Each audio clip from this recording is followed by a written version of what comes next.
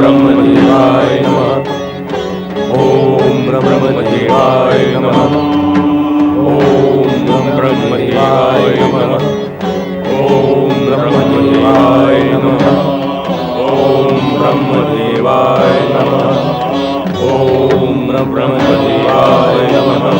ओम ब्रह्मदेवाय नमः। ओम ब्रह्मदेवाय नमः। ओम ब्रह्मदेवाय नमः। ओम ब्रह्मदेवाय नमः। ओम ब्रह्मदेवाय नमः। हे परमपिता ब्रह्मा जी, वो तीनों तारक पुत्र आपसे वरदान प्राप्त कर उसी प्रकार उत्पात मचाएंगे जिस प्रकार तारकासुर ने मचाया था। वो तीनों तारक पुत्र मानव और देव सभी की शांति भंग कर देंगे। आप उन्हें वरदान न दे परमपिता। इसी में हम सबका हित है परमदेव। नारायण नारायण, आप मौन क्यों है परमपिता? मौन तोड़ने से सत्य प्रकट होने लगता है नारद, और सत्य अप्रिय होता है। प्रिय सत्य से अप्रिय सत्य अधिक हितकारी होता है परमपिता। आप वही कहें। सुनो देवगण, वरदान देना मेरा स्वभाव नहीं, बंधन है। मैं सुर अथवा असुर किसी से नहीं कहता कि वे मेरा तप करें और मेरा वरदान प्राप्त करें।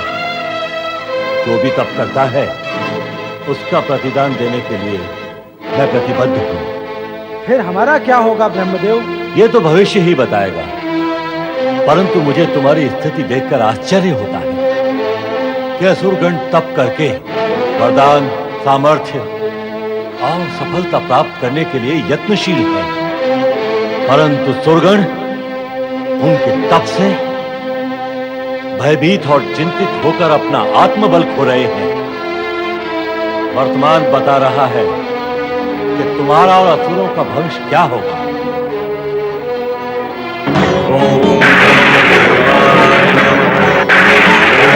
ब्रह्मदेवाय नमः।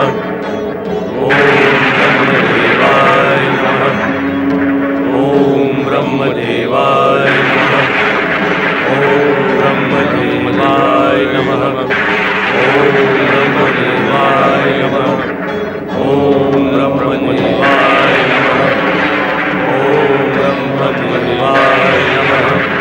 ओम ब्रह्मदेवाय नमः। ओम ब्रह्मदेवाय नमः। ओम ब्रह्मदेवाय नमः। ओम ब्रह्मदेवाय नमः। ओम ब्रह्मदेवाय नमः। ओम ब्रह्मदेवाय नमः। ओम ब्रह्मदेवाय नमः। ओम ब्रह्मदेवाय नमः। ओम ब्रह्मदेवाय नमः। ओम ब्रह्मदेवाय नमः। ओम ब्रह्मदेवाय नमः। ओम ब्रह्मदेवाय नमः। भक्त तारकाक्ष, कमलाक्ष, विद्युन्माली, नेत्र खोलो वत्स।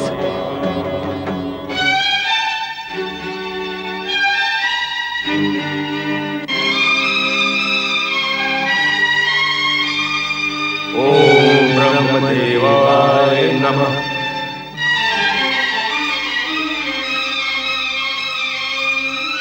आपके दर्शन पाकर हम धन्य हो गए ब्रह्मदेव। हमारी आराधना पूर्ण हुई, हमारी तपस्या सफल हो गई ब्रह्मदेव। हाँ साधकों, तुम्हारी तपस्या सफल हो गई। मांगो, क्या वरदान मांगना चाहते हैं? अपने पिता तारकासुर की भांति हमें भी अमर होने का वरदान दे ब्रह्मदेव। हाँ, हमें कोई न मार सके, हम अमर हो जाए ब्रह्मदेव। ऐसा वरदान देना विधि विधान में संगत नहीं। अमर होने के वरदान के अतिरिक्त कोई अन्य वर मांगो। भ्राता तारका, कोई दूसरा वरदान शीघ्र ही मांग लीजिए। हाँ भ्राताश्री, कुछ और भी मांग लीजिए। हमें 3 अभेद्य दुर्गों का वरदान दीजिए ब्रह्मदेव। जो स्वर्ण, रजत और लोह से निर्मित हो ब्रह्मदेव।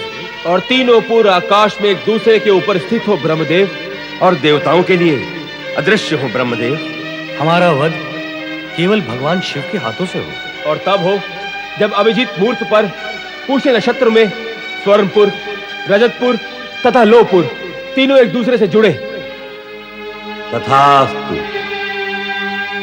मैं शीघ्र ही इन 3 अभेद्य पुरों का निर्माण असुरों के शिल्पी मयासुर से पूर्ण करा दूंगा।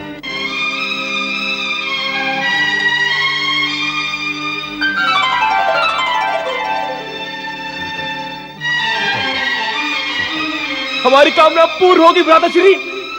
हमें इच्छित वरदान प्राप्त हो गया। हमें तीनों पुर मिल गए। स्वर्णपुर, रजतपुर, लोहपुर। ओम नमः शिवाय, ओम नमः शिवाय, ओम नमः शिवाय, ओम नमः शिवाय, ओम नमः शिवाय, ओम नमः शिवाय। नंदी, भोलेनाथ कहाँ है? माता, जब आपको इसका ज्ञान नहीं तो मुझे कैसे हो सकता है? वे आपको बताकर नहीं गए? वे क्या कभी अपने मन की बात किसी से कह के जाते हैं? मुझे तो लगता है किसी भक्त की पुकार सुनकर वे दौड़ पड़े होंगे। पति परमेश्वराय नमो नमः। विष्णु प्रिया देवी माता महालक्ष्मी की जय। विष्णु प्रिया देवी माता महालक्ष्मी की जय। देवी लक्ष्मी, आप यहाँ? क्यों? इसमें इतना आश्चर्य प्रकट करने का क्या कारण है? क्या मैं यहाँ नहीं आ सकती? क्यों नहीं आ सकती? आ सकती हैं, तभी तो आई हैं। आइए, आपका स्वागत है। अब बताइए, आज कैलाश पर कैसे आना हुआ? पिछले कई दिनों से शिव शंकर तथा शक्ति स्वरूपा पार्वती के दर्शन की इच्छा मन में बलवती हो रही थी, सो चली आई। और श्रीहरि विष्णु का क्या समाचार है? वे तो अधिक समय अपनी योग माया की समाधि में ही खोए रहते हैं। मुझसे बात करने तक का समय नहीं है उन्हें।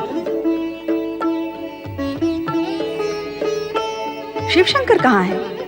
समाधि स्थल तो रिक्त है। न जाने बिना बताए कहाँ चले गए। आइए। देवी माँ सरस्वती, वीणा वादनी महादेवी माता सरस्वती की जय। वीणा वादनी महादेवी माता सरस्वती की जय। देवी सरस्वती, आपका स्वागत है। सुंदर संयोग है, एक के दर्शन करने आई थी, 2 के हो गए। हाँ देवी सरस्वती, देवी लक्ष्मी को तो मेरे और शिव शंकर के दर्शन की इच्छा यहाँ तक खींच लाई है। अब आप बताएं कि आपको कौन सा आकर्षण यहाँ तक खींच लाया है? आकर्षण नहीं, विकर्षण। हाँ, आप दोनों को पता है ना कि ब्रह्मदेव ने तीनों तारक पुत्रों को 3 अभेद्य दुर्ग प्रदान करके असुरों की शक्ति बढ़ाने का अवसर प्रदान कर दिया है। तो इसमें चिंता कैसी? ब्रह्मदेव तो असुरों पर सदा ही कृपालु रहे हैं। उनकी कृपा का असुरों ने भी सदा अनुचित लाभ ही उठाया है। अब भी वे शक्ति एकत्र कर स्वर्ग लोक पर पुनः आक्रमण करके तीनों लोकों में अत्याचार, अनाचार का अंधेरा फैला देने से चूकेंगे नहीं, यही चिंता है। और इसीलिए मैं भगवान शिव के पास आई हूँ ताकि वे कुछ उपाय करें। तो तुम भगवान शिव के पास उपाय के लिए आई हो, मुझसे मिलने नहीं आई? क्या हमसे मिलने की इच्छा नहीं होती कभी तुम्हारे मन में? होती क्यों नहीं, अधिक ही होती है। असुरों के तप निनाद और देवगण के गुहारों से पूरा ब्रह्मलोक गूंजता रहता है। ब्रह्मदेव के साथ साथ मुझे भी वह सब सुनना और सहना पड़ता है। चाहती हूँ उस वातावरण से बाहर निकलूं, किंतु विवश हूँ। क्यों? विवशता कैसी? क्या ब्रह्मदेव पकड़कर बैठा लेते हैं? ज्ञान और विद्या प्रसार करने का मेरा दायित्व मुझे पकड़ लेता है। ब्रह्मदेव तो आज मौन धारण कर ध्यान मग्न थे, तो मैं यहाँ चली आई। ध्यान मग्न तो भोलेनाथ भी रहते हैं। मुझे तो उनसे चर्चा वार्ता करने के लिए प्रतीक्षा ही करनी पड़ती है। मेरी दशा भी तुम दोनों जैसी ही है। श्री हरि विष्णु योग निद्रा में चले जाते हैं तो शीघ्र नहीं लौटते। अर्थात हम तीनों के पति विचित्र एवं अनोखे हैं। उनकी विचित्रताएं भी विचित्र हैं। यदि समाधान के लिए कोई प्रश्न करो तो टाल जाते हैं, मुस्कुराकर टालते हैं। कहते हैं देवी अभी समय नहीं आया, उत्तर के लिए तुम्हें प्रतीक्षा करनी होगी। और ऐसे में प्रवेश करता है नारद नारायण नारायण करते हुए और कहता है, भगवान आपकी लीला तो तीनों लोक में व्याप्त है। धरती के कण कण में आप ही के नाम की गूंज है। प्रभु आपकी लीला तो अपरंपार है। देवी सरस्वती, तुमने अपनी प्रतिभा का प्रदर्शन नहीं किया। अवश्य करती, यदि विद्या और ज्ञान के प्रसार का दायित्व न होता मेरे सर पर। और अब तो ब्रह्मदेव ने तारक पुत्रों को वरदान देकर मुझे चिंता में डाल दिया है। देवगण का क्या होगा? देवी सरस्वती, आप ज्ञान की देवी होकर भी उस वरदान का रहस्य अब तक नहीं समझी। आप देवगण को लेकर चिंतित न हो, वे पूर्ण सुरक्षित हैं और रहेंगे।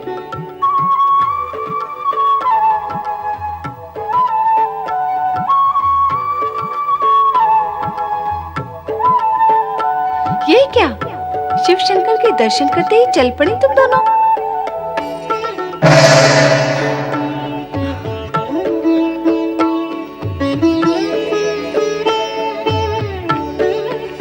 ब्रह्मदेव के वरदानानुसार तारकासुर के तीनों पुत्रों को उनका मनोवांछित फल मिल गया था। शिल्पकार मायासुर ने तीनों तारक पुत्रों के लिए 3 अभेद्य दुर्गों का निर्माण किया। स्वर्णपुर, रजतपुर और लोहपुर, ये तीनों दुर्ग आकाश में एक दूसरे के ऊपर स्थित थे और देवताओं के लिए अदृश्य भी। शिल्पकार मायासुर तारक पुत्रों को त्रिपुर के अवलोकन के लिए आकाश मार्ग द्वारा प्रस्थान करता है।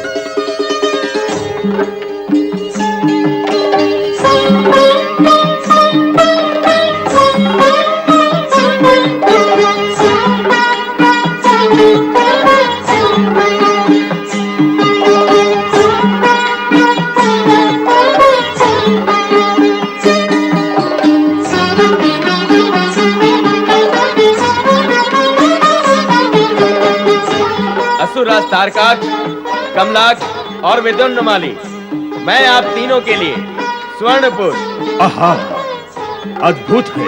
रजतपुर, अनोखा, दृढ़ और ठोस है। और लोहपुर, सुंदर और सुरक्षित भी। इन तीनों पुरों का निर्माण मैंने आप लोगों के लिए किया है। ये तीनों ही अद्भुत दुर्ग हैं और त्रिपुर के नाम से जाने जाएंगे। हाँ शिल्पी मायासुर जी, ये दुर्ग निस्संदेह अद्भुत है। ब्रह्मदेव के वरदान के अनुसार इन तीनों पुरों पर कोई शत्रु आक्रमण नहीं कर सकता। इनके भीतर हम सदा सुरक्षित रहेंगे। पर ब्रह्मदेव ने हमें शिव के हाथों मारे जाने की भविष्यवाणी भी तो की थी, फिर हम सुरक्षित कहां रहे? हमें बुद्धि से काम लेकर शिव की आराधना आरंभ कर देनी चाहिए। क्यों? शिव की आराधना हम क्यों करें? ऐसा करने से शिव के मन में हमारे प्रति शत्रु भाव उत्पन्न ही नहीं होगा। हो भी जाए तो शिव हमारा क्या हित कर लेंगे? हम तो यहाँ त्रिपुर में सुरक्षित रहेंगे। हमारा कोई शत्रु यहाँ तक आ ही नहीं सकेगा। मति मारी गई है तुम दोनों की। अभी अभी कह रहे थे कि शिव के हाथों मारे जाने की भविष्यवाणी ब्रह्मदेव ने की है, तो फिर हम सुरक्षित कहां रहे? अब स्वयं अपने ही शब्दों का खंडन कर रहे हो। कुछ भी हो, हम शिव की आराधना नहीं करेंगे। हाँ, हम नहीं करेंगे। मैं तुम दोनों से बड़ा हूं, इसलिए हित अहित भी अधिक समझता हूं। मैं तुम्हें जो कहूंगा तुम्हें वही करना होगा। बड़ा भ्राता होने के नाते मैं तुम्हें आज्ञा देता हूं कि तुम्हें मेरे साथ शिव आराधना करनी ही होगी। ज्येष्ठ भ्राता की आज्ञा का उल्लंघन तो नहीं किया जा सकता। हाँ, हम तीनों भाई मिलकर शिव की आराधना करेंगे। शिव आराधना करने से पूर्व अपने अपने पुरों को अवलोकन करने आ गया। महाबली तारकाक्ष, आइए आपको स्वर्णपुर पहुंचा दूं।